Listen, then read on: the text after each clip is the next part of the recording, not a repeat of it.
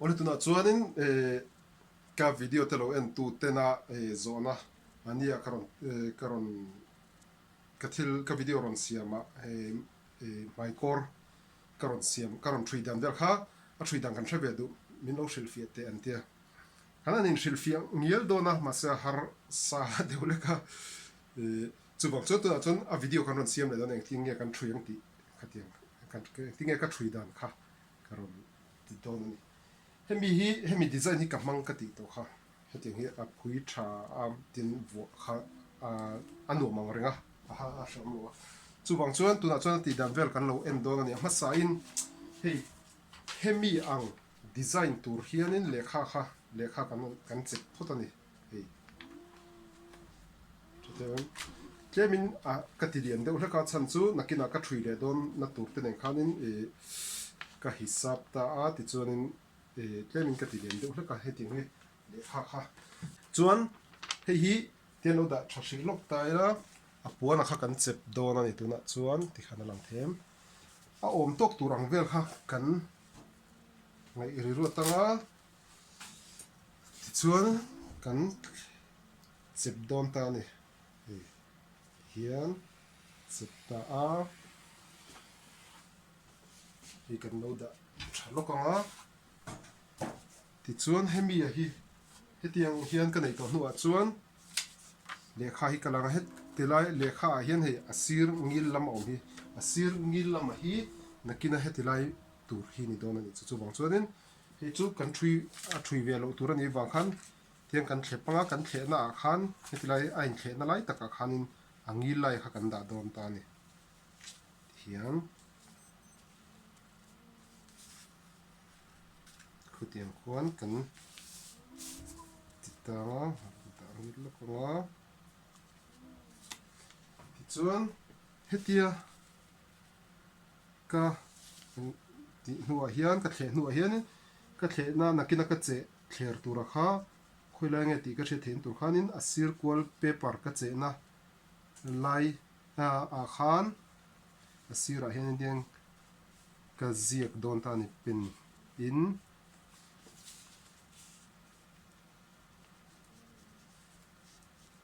chuan hetiang hi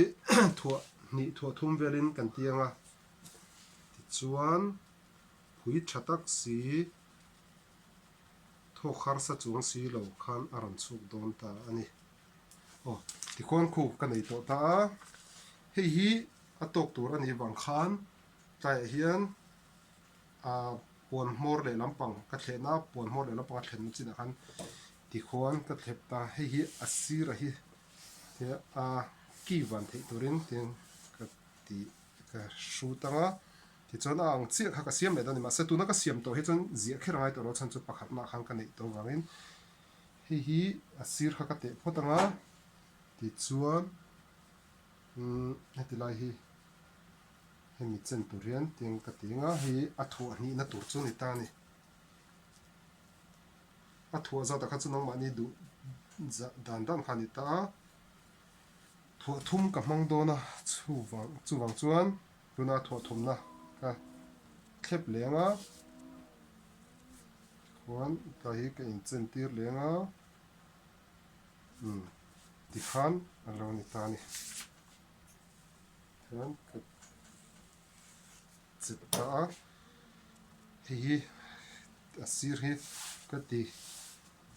ki lenga chutiangin hei po hi a pahnih na po kha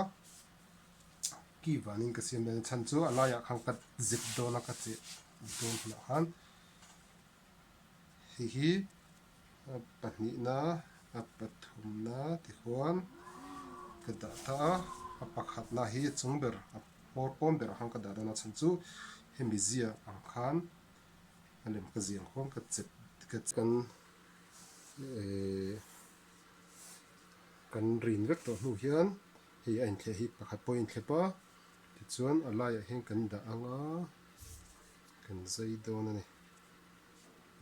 a sir hian a in chen che tur ania a in chen lu du chuan engemaw hmanrua kan la ti hianin kan khawng det anga a in chen kho han kan da chiat dawn ani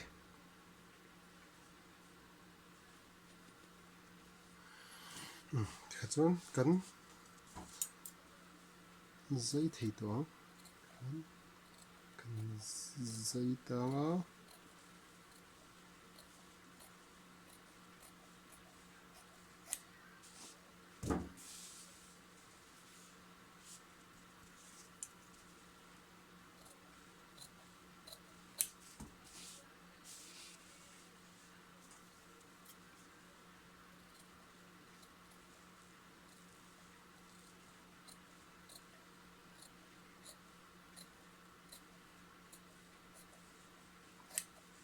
hi du rong rong man thei nia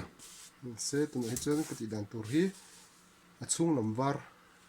a pon lampang dum pawl tak ang khan ka ti dona tlem an ve deuh tur kha ka ngai tu athamo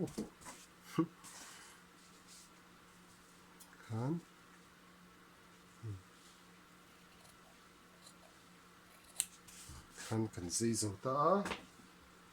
hei tian zai sa hi kan nei ta hi om dan tur hi chu a chung lam pawla nakina kan le ding chok don ta pon lam pi dum pawl tur hi nia trim a chung lam pawh kha a varin thua nin thua thum te ka ti thina ma se thua thum kha chu am lang moi vak lawa ai nang deuh rang ron thawa chu wang chuan dam pang thu lo kan ti de thunga kan lo thui don ani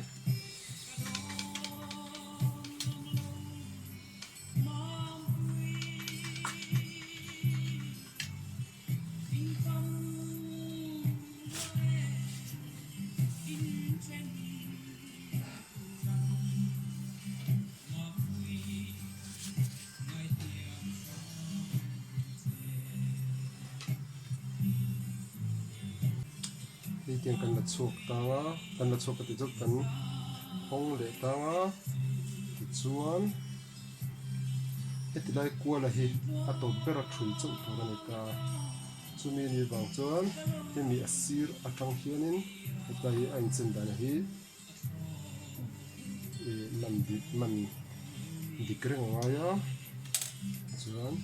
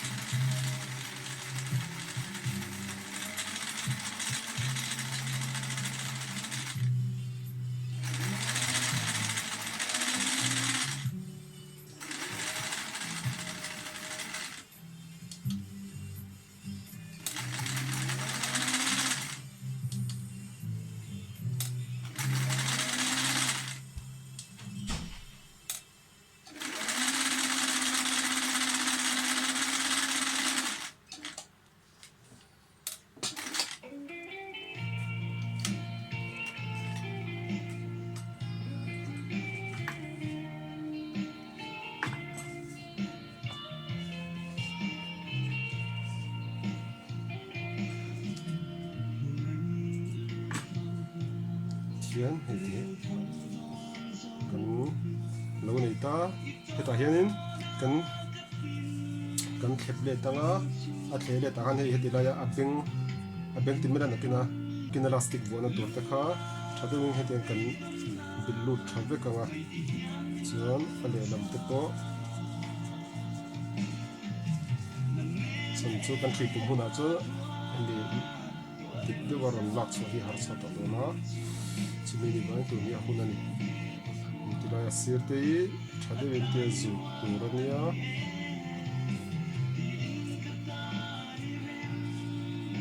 mai thi na lai chi chi zo khan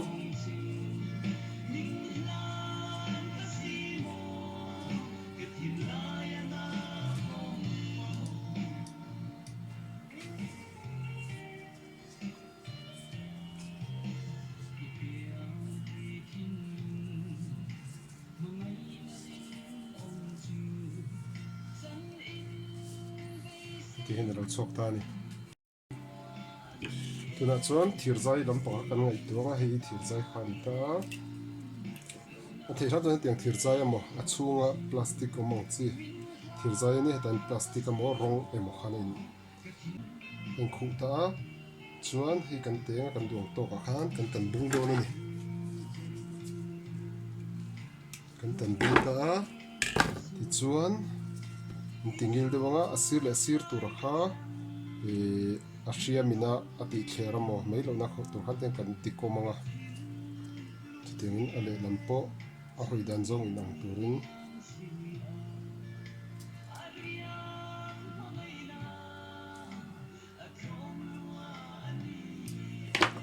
chuan kan tingil anga hei tiang hen alo awm ta ni hemi hi tuna hen a chhungah kan phum dawn ani a chhungah khan a lai awm velah khan kan phum anga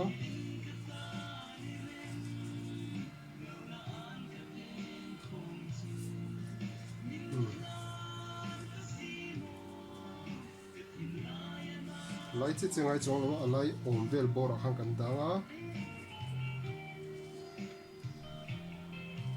chuan kan thrui dawn ani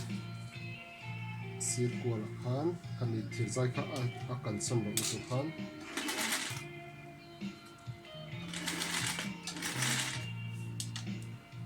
chuan kan dung zong kan thrui ve langa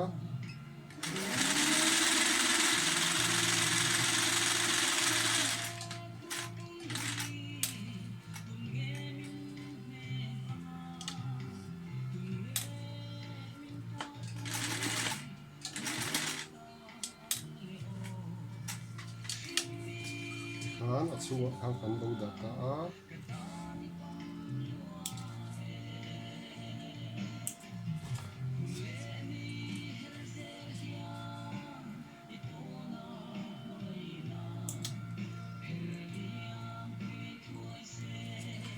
tuna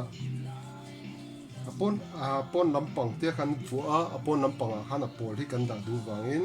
tuna chuan a chhung lampang kan la yang thirzai kan thlepanga chuan heta tang hian kan thrui ing dawn ta ani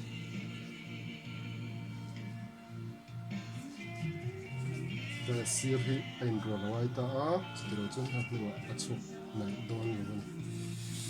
khatia a in rol to khan heta tang hian kan thrui phui dawn ta ni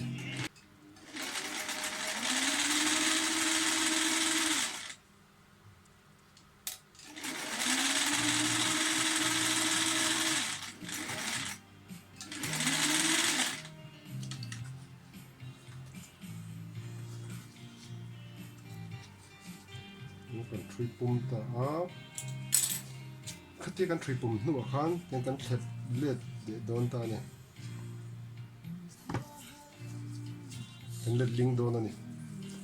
kan let ling ta a hei hian hmaikawr ang khan a rawn chhuak ta ni hetiang hin a rawn chhuak ta ni tuna chuan a sirah hianin plastic heta benga pazena tur kha vua mai kha ani to a harsa tawh lawa style dawn view ni tuna chuan beng kan lo vawng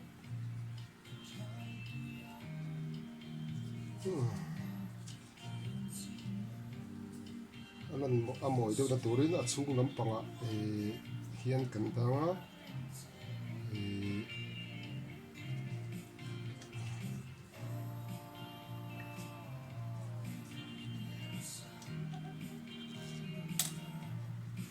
a size turam to kha chu ngai te thiam ve ni anga oops